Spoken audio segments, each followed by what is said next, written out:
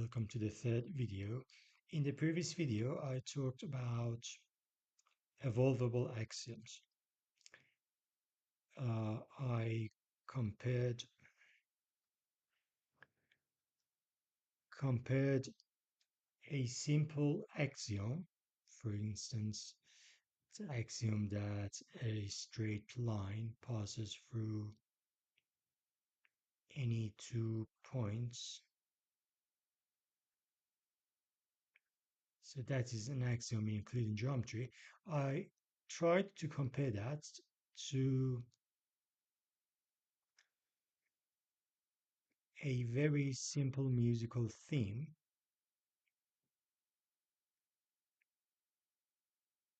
something like that, for instance. And I said this is the simplest possible theme one can think of. And this is also a very simple mathematical expression that a straight line connects any 2 points in space. So I thought this is very simple. This musical theme is very simple. So at the first step, I tried to find some analogy between these two examples. So uh, I said that this musical theme could be developed into a more complex musical theme. And the question is if that is true about axioms as well. I mean, I try to turn axioms, conventional axioms that mathematicians are familiar with in mathematics, to evolvable, actually, axioms. So the question is how axioms can be turned into evolvable axioms. The first question is what evolvable actually means here. The question is I mean, it's simple to think about development of musical themes. I can change the octave, I can change the rhythm, I can do different things. But what about this axiom that 2 points can be connected with a straight line? What does it mean that this basically axiom can be evolved into a more complex mathematical expression? So this is the first question. I mean, the question is how is it possible to evolve an axiom? But the main question, the question before that is what evolvable axiom actually is in the first place. So this is something that should be answered before actually trying to talk about evolvable axiom. Uh, how, I mean, the first question is what evolvability actually means about mathematical expressions. Just as, I mean, this is a question for me and I don't know the answer. So this is important that I should say that I don't know the answer. I'm trying to discover it through these videos and through articles I write.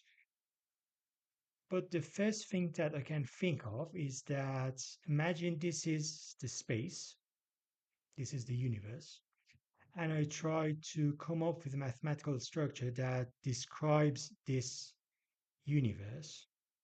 And instead of trying to find something very general that um, includes the entire universe, I come up with a very general, very uh, precise mathematical structure, something, for example, this mathematical structure that doesn't include the entire universe, but then it is evolved into more complex structures and it evolves and it evolves and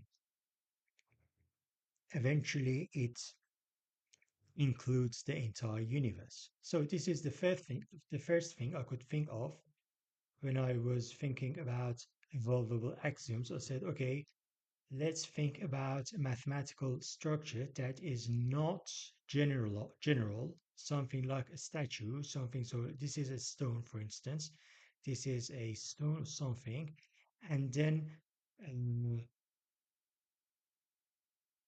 okay, this is not a good example, but anyway, I mean, uh, in the example of a statue, a portion of this stone is kept and the rest of it is discarded. I mean, they're cut out, and just a portion of the stone is kept, which is the statue.